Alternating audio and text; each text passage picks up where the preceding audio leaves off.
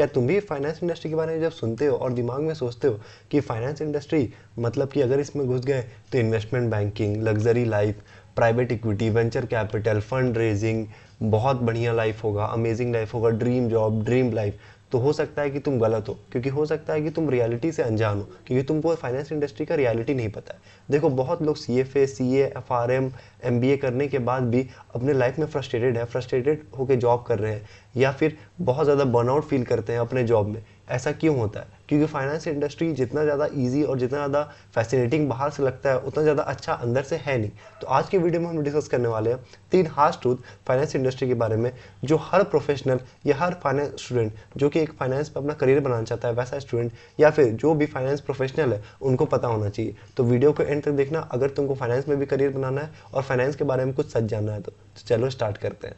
तो आज की वीडियो में जो पॉइंट हम लोग डिस्कस कर रहे हैं, वो तीनों पॉइंट तुम्हें जानना बहुत ज़रूरी है अगर तुम फाइनेंस इंडस्ट्री में से कुछ भी रिलेटेड हो, अगर तुम स्टूडेंट हो या प्रोफेशनल हो। क्योंकि देखो, अगर तुमको फाइनेंस इंडस्ट्री में करियर बनाना है तो तुमको उसका अच्छाई और उसका बुराई दोनों पता होना चाहिए। अगर तुमको कोई भी इंडस्ट्री में करियर बनाना है तो ये चीज़ तुमको जरूर से फोकस करना चाहिए कि कोई भी इंडस्ट्री के पहले तुम कॉस्ट बेनिफिट एनालिसिस करो, मतलब कि उसका अच्छाई देखो और बुराई देखो, उसके बाद फैसला करो कि उस इंडस्ट्री में तुमको जाना है या नहीं जाना है। क्योंकि कोई भी इंडस्ट्री, चाहे तुम इंडिया का उठा लो, हर इंडस्ट्री में कोई ना कोई प्रॉब्लम होगा। तो इसीलिए फाइनेंस इंडस्ट्री में भी कुछ दिक्कत है जो कि तुमको जरूर सुनना चाहिए आज की वीडियो को एंड तक, एंड फैसला करना चाहिए कि तुमको इस इंडस्ट्री में घुसना है या इस इंडस्ट्री में नहीं घुसना है। तो चलो स्टार्ट करते हैं। सबसे पहला चीज़ जो है वो है high competition and low entry.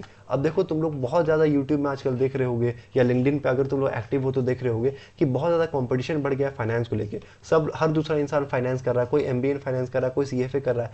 CFA के तो भरमार लग गई है, सब हर दूसरा इंसान आजकल CFA कर रहा है, FRM कर रहा है। ठीक है, बहुत ज़्यादा आजकल कॉमर्स के स्टूडेंट या साइंस के स्टूडेंट लोग CFA की तरफ जा रहे हैं, मतलब कि फाइनेंशियल मार्केट्स में अपना करियर बनाना चाहते हैं या फिर फाइनेंस पे अपना करियर बनाना चाहते हैं।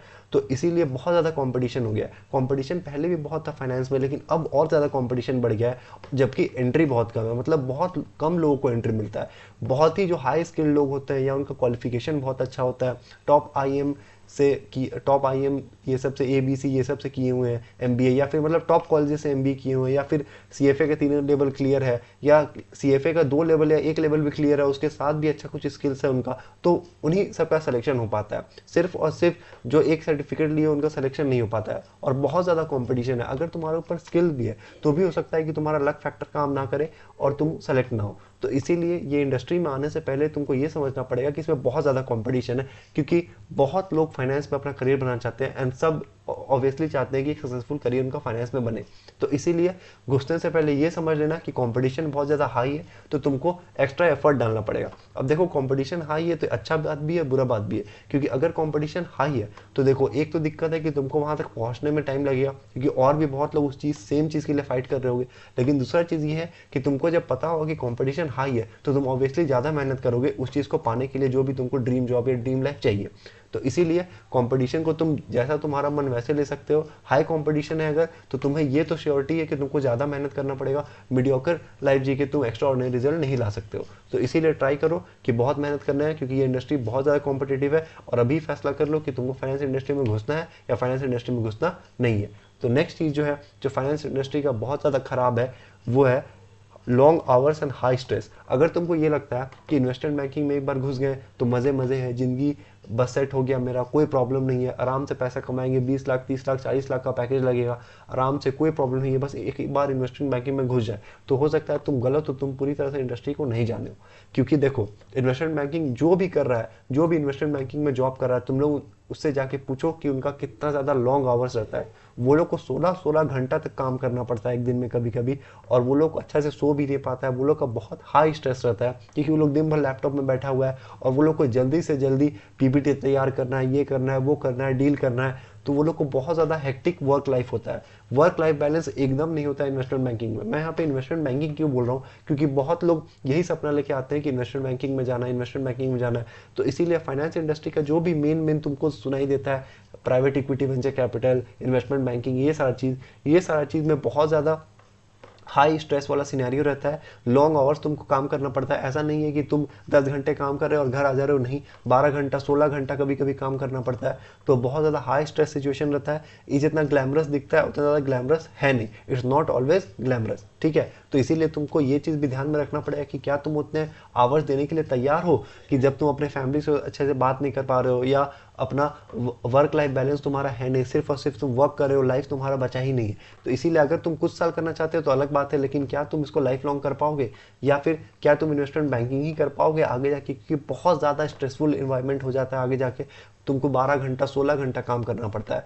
तो इसीलिए ये चीज़ भी तुम समझ के चलो कि इन्वेस्टमेंट बैंकिंग एक बहुत अच्छा जॉब है, तुमको बहुत अच्छा पैकेज मिलता है, तुम्हारा लाइफ बहुत अच्छा होता है, तुम इधर जा रहे हो उधर जा रहे हो, ये कर रहे हो वो कर रहे हो, डील क्रैक कर रहे हो, सब लोगों से बात कर रहे हो, नेटवर्किंग कर रहे हो, लेकिन उसके साथ ही साथ तुमको बहुत ज़्यादा अपना आवर्स पुट करना पड़ता है। तो अगर तुम वैसे इंसान हो जो कि फाइनेंस के लिए नहीं बना है, या फिर तुमको फाइनेंस उतना ज़्यादा पसंद नहीं है, बस तुम इन्वेस्टमेंट बैंकिंग सुन लिए हो और इसीलिए तुम फाइनेंस में आ रहे हो, तो यार मत करना, क्योंकि ये सारा चीज़ जो है वो वही लोग कर सकते हैं जो सच में पैशनेट है फाइनेंस के लिए। ये सब उनके लिए नहीं है जो सिर्फ फाइनेंस करना चाहते हैं for the sake of being, ठीक है। तो इसीलिए बहुत ज़रूरी ये चीज़ समझना कि लॉन्ग आवर्स और बहुत स्ट्रेसफुल सिनेरियो होता है इन्वेस्टमेंट बैंकिंग में।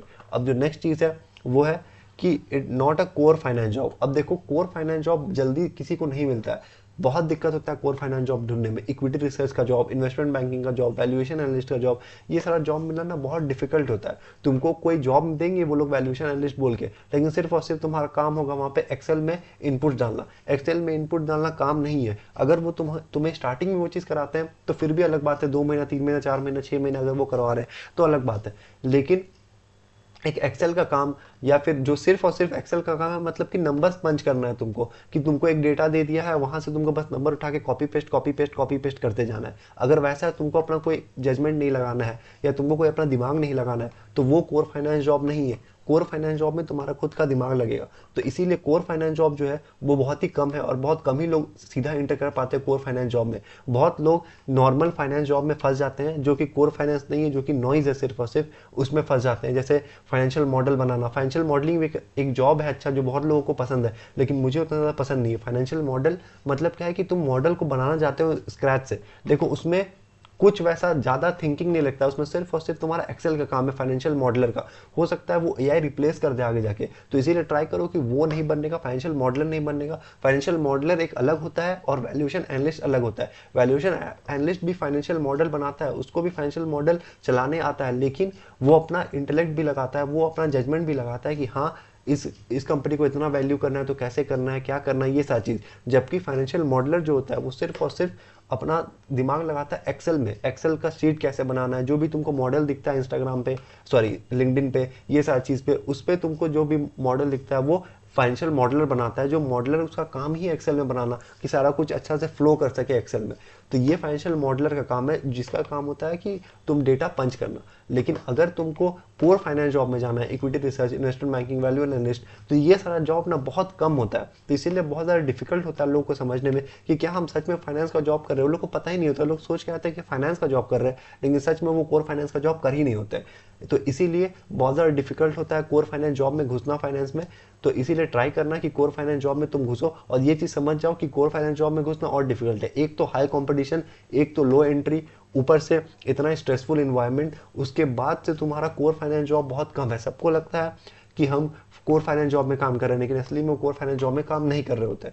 तो इसीलिए तुम समझ जाओ कि ये चीज़ बहुत ज़्यादा हार्श ट्रूथ है फाइनेंस इंडस्ट्री का। पहला तो कि बहुत ज़्यादा कॉम्पिटिशन है और लो एंट्री है।